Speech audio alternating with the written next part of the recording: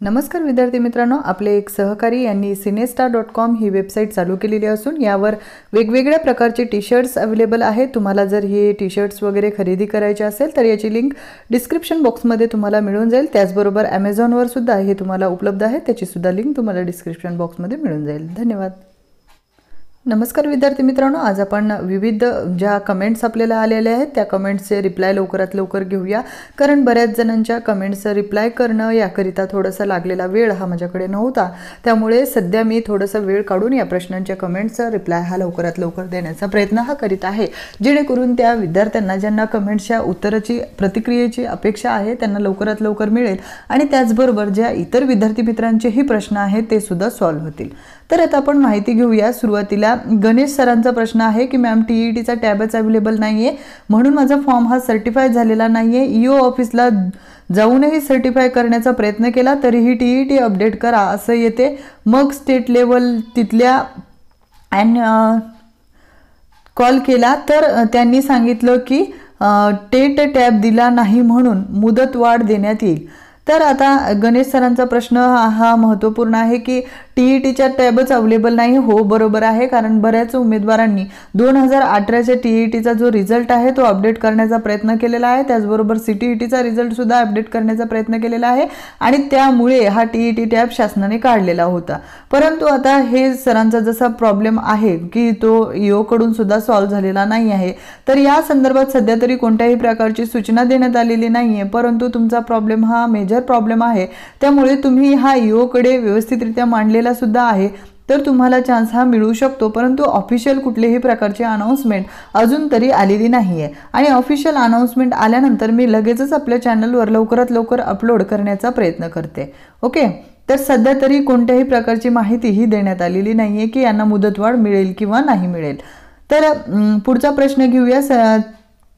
काय म्हणतात रावते सर ते, मॅम मी MA BEd इंग्लिश आहे आणि CTET आहे, तर प्लीज सांगा ना।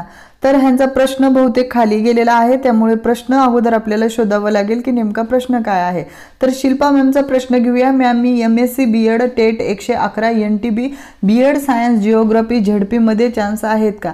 तर MSc BEd म्हणतायत आणि टेट आहेत मार्क, NTB आहेत, BEd सायन्स आणि जिओग्राफी मध्ये म्हणतायत त्यांनी। तर MSc BEd परंतु TET पेपर पात्र आहेत की नाही हे त्यांनी सांगितलेलं नाहीये। इंग्लिश मीडियम मध्ये MSc BEd झालेला आहे। तर जे झेडपीच्या शाळा आहेत त्यांच्या 11वी आणि 12वीच्या शाळा तर अवेलेबल नसतातच, त्यामुळे आणि तुमचं MSc BEd आहे 9वी 10वीच्या शाळा असतात अवेलेबल, परंतु सध्या शासन किती भरती काढेल म्हणजे खाजगीच्या हे फिक्स माहीत नाहीये। पण ज्या जागा निघणार आहेत त्या झेडपीच्या जास्त निघणार आहेत, परंतु त्या 1ली ते 8वी आणि त्यातल्या त्यात 1ली ते 5वीच्या जागा या जास्त निघणार आहेत। त्यामुळे जे मेन जी मेरिटचा जे मेन विद्यार्थी आहेत ते सगळे इकडे कटणार आहेत, परंतु यांचा फिक्स कोणताही त्यांनी क्रायटेरिया किंवा किती जागा निघतील हे दिलेले नसल्यामुळे अंदाज लावण्यापेक्षा आपण ऑफिशियल अनाउन्समेंट येऊ देऊत मॅम, तेव्हा आपण नक्की सांगूयात। ओके, तर समाधान सरांनी सांगितले, मॅडम तुमचे सर्व व्हिडिओ बघितलेले आहेत, ते इतर चॅनलपेक्षा प्रभावी, तत्पर, माहितीने परिपूर्ण तसेच उत्कृष्ट मार्गदर्शक आहेत। तुम्ही मला वेळोवेळी मार्गदर्शन केल्याबद्दल आभार मानत आहेत सर। तुम्ही पण आम्हाला तितकेच म्हणजे सपोर्ट करता समाधान सर, त्याचबरोबर इतरही बरेच आपले उमेदवार आहेत, बऱ्याच मैत्रिणी आहेत, त्या सुद्धा इतक्या चांगल्या सपोर्ट करतात, कमेंट्स करतात। त्यांच्या या कमेंटमुळे रिप्लायमुळे त्यांच्या आपल्या बद्दल असलेल्या म्हणजे मध्येच माझी तब्येत सुद्धा खराब होती तेव्हा सुद्धा त्यांनी सगळ्यांनी मला रेस्ट घ्यायला सांगितलं आणि हा म्हणजे एक दिवस आज जो व्हिडिओ अपलोड नाही झाला त्याच्या मागे कारण तो पण आहे की म्हणजे थोडंसं त्यामुळे सुद्धा मग सगळ्याच्या सपोर्टमुळे मी पण विचार केला की सध्या ते करू शकतायत तर मग थोडंसं रेस्ट करून घ्यावं आणि ते सगळ्यांच्या ह्या सपोर्टमुळेच हे शक्य आहे। सगळेजण एकदम असं फॅमिलीसारखं राहतात आणि म्हणतात सुद्धा, त्यामुळे सुद्धा हे सगळं शक्य आहे, त्याशिवाय हे सगळं शक्य नाही आहे। समाधान शिंदे सर धन्यवाद तुमच्या रिप्लायबद्दल, कारण अशाच कमेंट असल्यामुळे स्वतःचे सुद्धा म्हणजे काही अडचणी असतील तरी सुद्धा त्या बाजूला ठेवून लवकरात लवकर रिप्लाय करणे किंवा त्या संबंधीचा व्हिडिओ लवकर अपलोड करणे यासाठी आवश्यक असलेलं प्रोत्साहन हे आपोआपच अंगी येतं। तर प्रिया मॅमचा प्रश्न आहे, हे डॉक्युमेंट कधी तपासणार आहेत?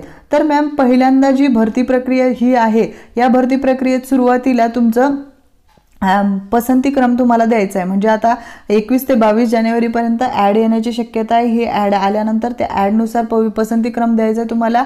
फेब्रुवारीच्या 5 ते 7 तारखेपर्यंत त्या पसंतीक्रमानुसार मग तुमची मेरिट लिस्ट लागेल. मेरिट लिस्ट लागल्यानंतर तुम्हाला जे विद्यार्थी सिलेक्ट झालेले आहेत त्यांना कोणाला आक्षेप घ्यायचा असेल ती मेरिट लिस्टसुद्धा जाहीर केली जाईल आणि त्यावरून तुम्हाला जर आक्षेप असेल तर तुम्ही आक्षेपसुद्धा नोंदवू शकता. आणि त्यानंतर जी फायनल मेरिट लिस्ट लागेल त्यानंतर म्हणजे शेवटी डॉक्युमेंट व्हेरिफिकेशन होणार आहे. परंतु डॉक्युमेंट व्हेरिफिकेशन कधीही होत असेल तरी सुद्धा तुम्हाला सगळ्या माहिती ही तुमच्याकडे अपडेटेड आणि व्यवस्थित असलेली गरजेचं आहे.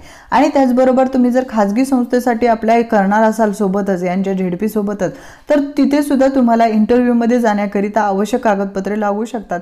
त्यामुळे सर्व गोष्टी असलेल्या अधिक चांगल्या.